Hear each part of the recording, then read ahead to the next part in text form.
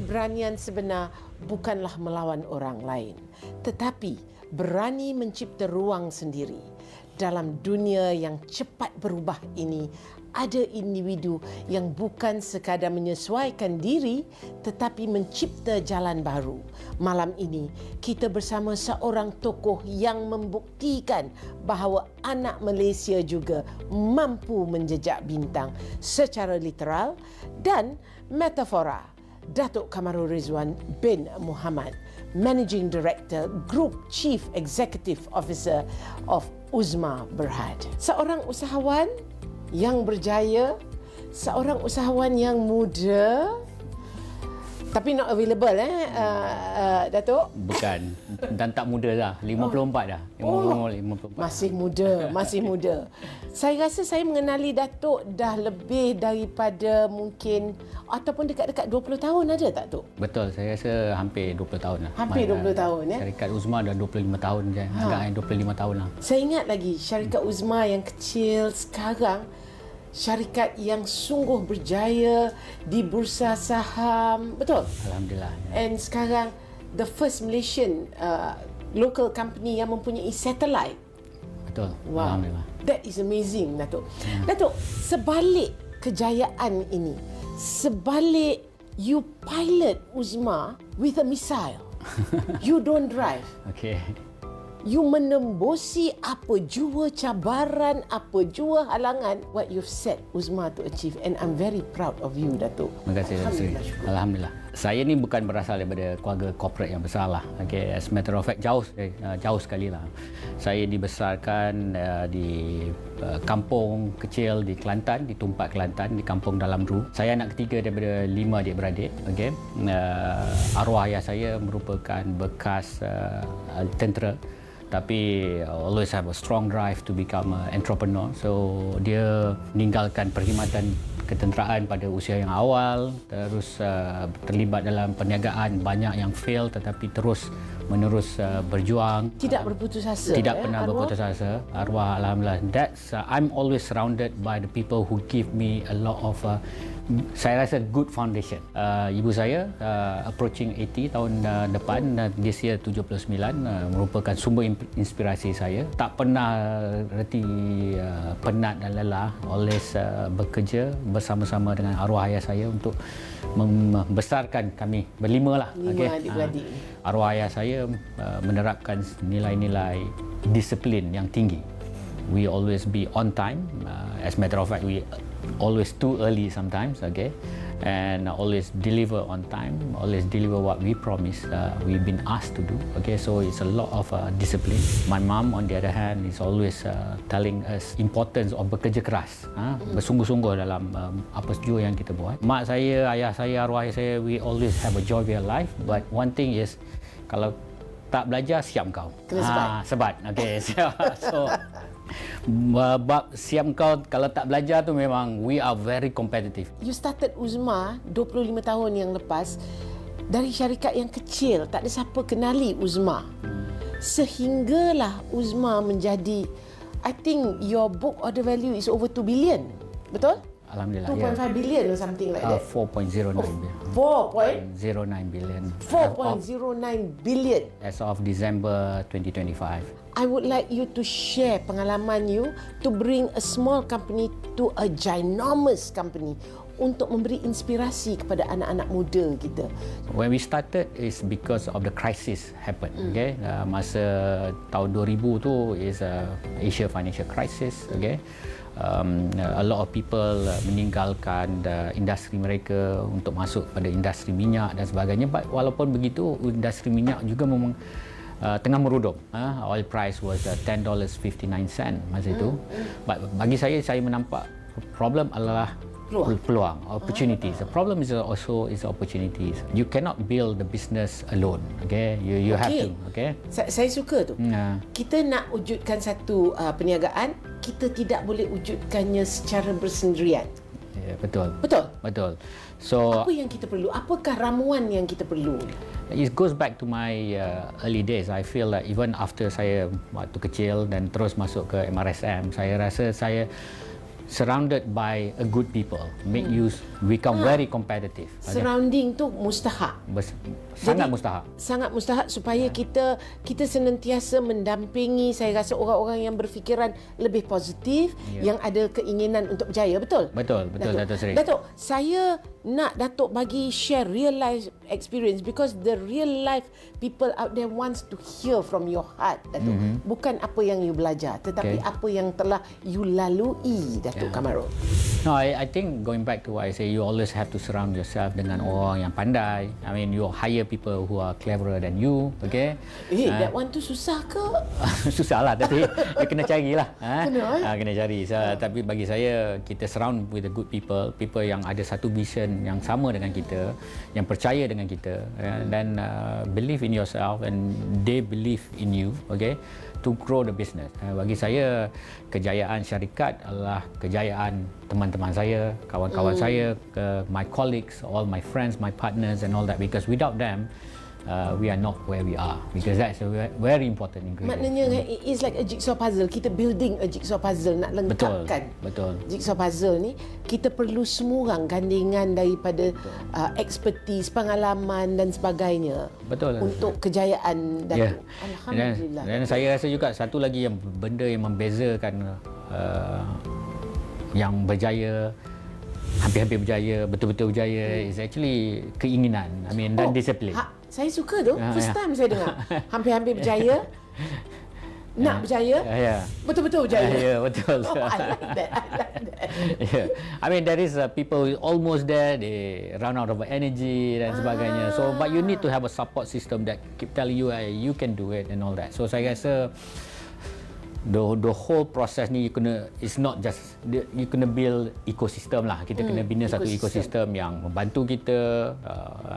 My partners, including the bankers, including our client, including your subcontractors, your vendors, obviously your colleagues, all the Uzmarians membantu saya membina syarikat ke sekarang. Okay, and we always have to think how to improve all the time lah. Datuk telah melalui satu pengalaman kehidupan yang amat pahit, satu titik hitam yang sangat besar. Saya telah membaca tulisan Datuk, nukilan Datuk yang sungguh menyentuh hati. Pengajaran daripada itu, Datuk, boleh tak Datuk kongsi secara ringkas apa yang telah Datuk lalui dan pengajaran daripada? Saya assume that Dato Seri talking about my COVID. Experience lah. Yeah. So secara ringkas, I'm living in the borrowed life lah sekarang, because a lot of people think that I'm already dead lah, because saya stage 5, telah ditidurkan 2 kali, in coma for 14 days di dalam hospital selama 30 hari. Semua orang dah giving up, but I did it. Okay, I did it. Kali kedua saya waktu ditidurkan, saya terfikir dalam benak fikiran saya, banyak lagi benda yang belum selesai. Saya belum melihat anak sulung saya, Uzma, graduate masa itu. Saya berjanji dengan anak bongsu saya, Gazi, untuk pergi fly fishing. Saya belum tunaikan. Saya dengan anak saya, Marsha dan Sarah, mereka nak buka satu bisnes. Saya belum berjaya, because mereka masih muda lah masa itu kan. Okay? And then kerja-kerja bisnes saya yang banyak saya janji pada diri saya dengan extended leadership team saya belum. Saya cakap, if I'm not there, then I'm not going to achieve this. So obviously ajal itu semua di tangan Tuhan. Okay? But everybody says that semua orang akan merasai maut. Okay? I taste, that's merasai. The word is merasai. Ikhrafid. So, jadi kita telah merasai, tapi tidak sampai ke situ. Merasai, hampir merasai.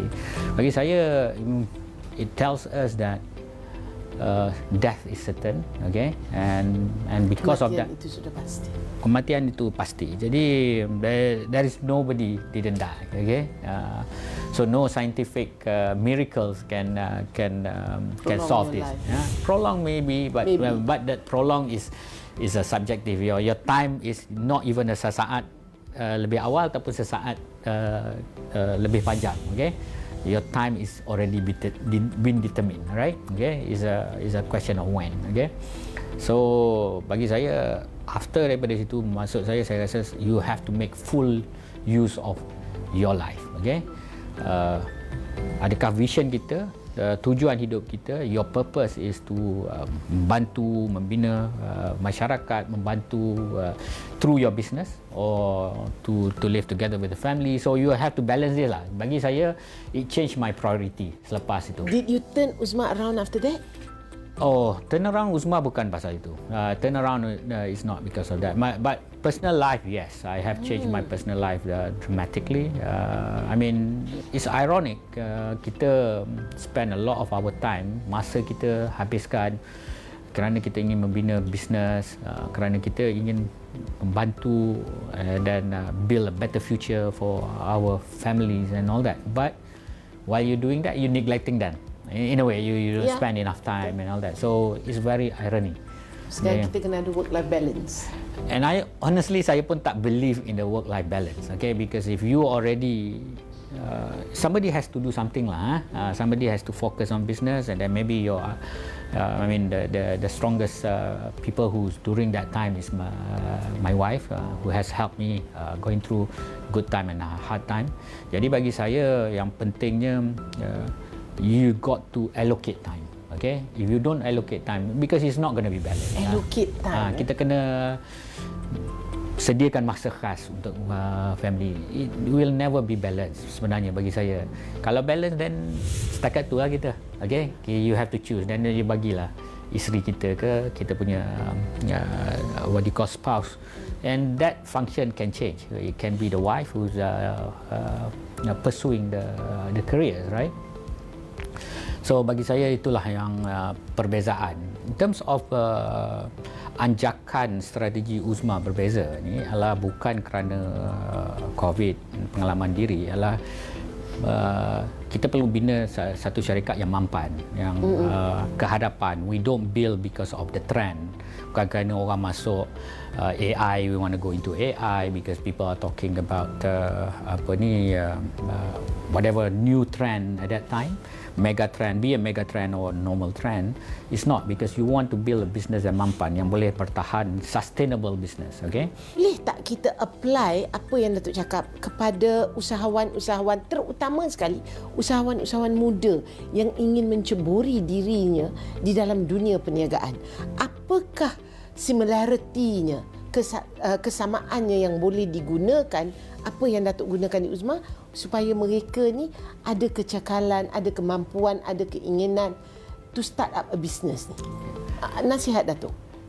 Pertama, saya tak tahulah saya layak nak bagi penasihat, tapi saya merasakan untuk menjalankan bisnes, nombor satu kita kena ada, yang tadi saya cakap, you in it to win it. You kena ada kesungguhan. And I give analogy kan, macam you are drawing your last breath. Contohnya orang letak muka kita dalam air, we are struggling and then we are trying to pull the last breath. That kesungguhan macam itulah. Macam saya ingat saya masa belajar SPM dulu, belajar SPM, because my family always menekankan pembelajaran pendidikan. Saya ingat saya kata, kalau kau tak dapat ni, habis aku kena balon.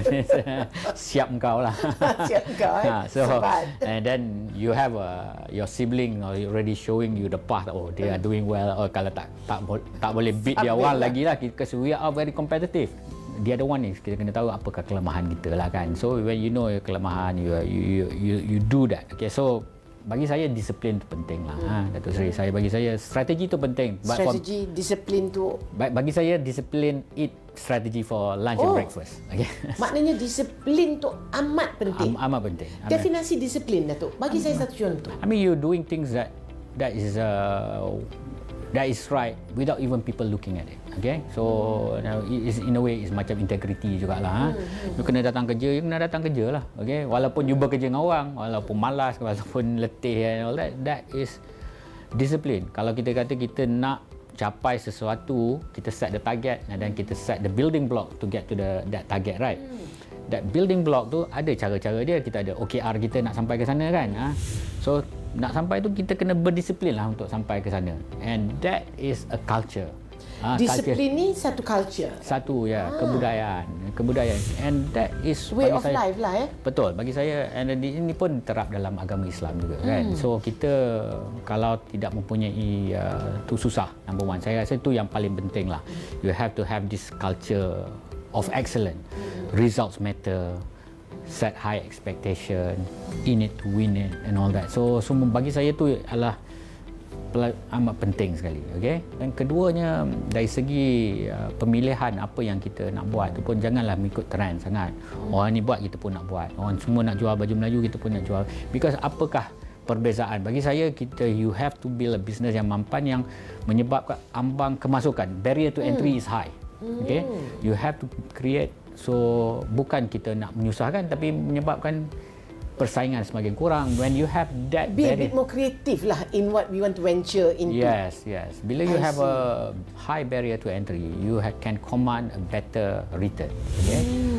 If you are competing when there is thousands of competitors, then what you are looking is what you call race to the bottom. Saturated punya business. And the price is race to the bottom. Everybody who's selling the lowest will get it. Okay? Right.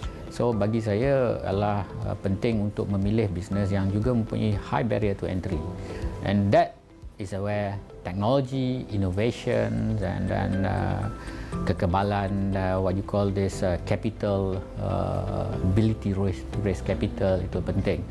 And bagi saya, this is some of the challenge pada peniaga-peniaga muda, Bumiputera. Access to capital is probably one of the challenges. Sewaktu saya the early stage of Uzma, we have zero borrowings because nobody want to allow to give us borrowings. Tapi sekarang, alhamdulillah, we have a good, we have a good partners, and the partners, financial institutions, has been a very good partners to us. Without them, we will not be able to grow. Yeah. Okay. Jadi message, kalau boleh saya simpulannya lah, mesej Datuk kepada anak-anak muda yang ingin berjaya, yang ingin menceburi dalam bidang keusahawanan, ialah satu, kita perlu ada disiplin yang kuat, kecekalan. And yang kedua, kita kena pastikan apa yang kita buat tu adalah ada niche market, bukannya semua kita join the bandwagon, tak boleh. Betul?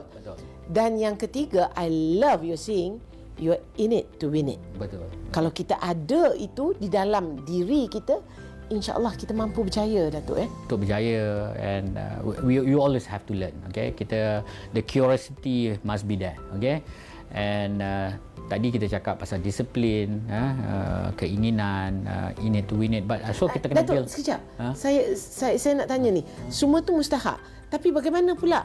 Adakah memenangi award? Pasal Datuk, saya dapat tahu banyak award, entrepreneur lah, itulah award yang Datuk menang. Adakah itu juga memainkan peranan? Alhamdulillah, terima beberapa award, termasuklah EY Entrepreneurs of the Year, dan Malaysia representing master categories as well. That helps you accelerate your network. Okay, sebagai pemangkin untuk membesarkan network you, which is network in doing business is very important. Okay, so but not necessarily that is the key ingredients lah. But it's always when you do business at certain level, you want to accelerate your growth, and that helps. So saya berterima kasih kepada yang memberi award kepada saya, and it was very prestigious. And for me, it helps you accelerate your network. But one thing that I want to say is you have to build kepandaian lah. Kepandaian.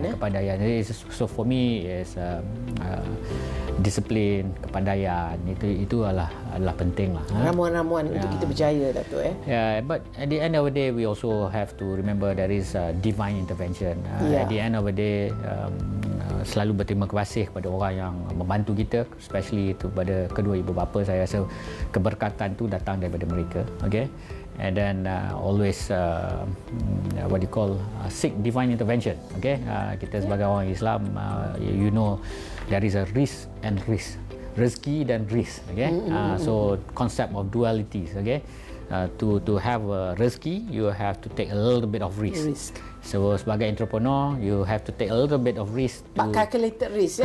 You have to build guardrails. You have to have a guardrails, your operating envelope, to make sure that you tidak terlampau left field. Yeah, so that's how it is. So I hope what I have shared with Dato Seri ada sedikit membantu, but apa yang baik tu datang daripada Allah SWT lah. So we just try to share my experience, okay, and I feel that kepada peniaga Bumi Putra, entrepreneurs Bumi Putra, I mean, keep on chugging. I mean, there's a lot of challenges, but sometimes the challenge make you stronger. No good entrepreneur, no good captain is built on the calm sea lah, kan? Yes. I like that. Yeah, so we have to go through some roughness to make sure that kita kental, kita bertambah yakin dengan diri sendiri, and insyaAllah at the end of the day, as I said, you have to seek for divine intervention as well. Okay? Terima kasih Dato Kamarul Redzuan Muhammad, seorang usahawan yang berjaya daripada zero ke hero. Alhamdulillah, syukur. Terima kasih kerana berkongsi minda, berkongsi pengalaman Datuk dengan usahawan muda yang insyaAllah ingin menjadi, when I grow up I want to be Dato Kamarul Redzuan Muhammad, insyaAllah. InsyaAllah. Terima kasih, and remember, you're in it to win it. Iklankan jenama anda agar dipercayai ramai. Layari www.knkvgroup.com. Anda mahu anjurkan acara yang berprestij? Layari www.knkvgroup.com. Anda perlukan latihan pemasaran untuk pasukan anda? Layari www.knkvgroup.com. KNKV Group, sebuah produksi periklanan, penganjur acara dan latihan pemasaran. Pilihan jenama-jenama unggul di Malaysia.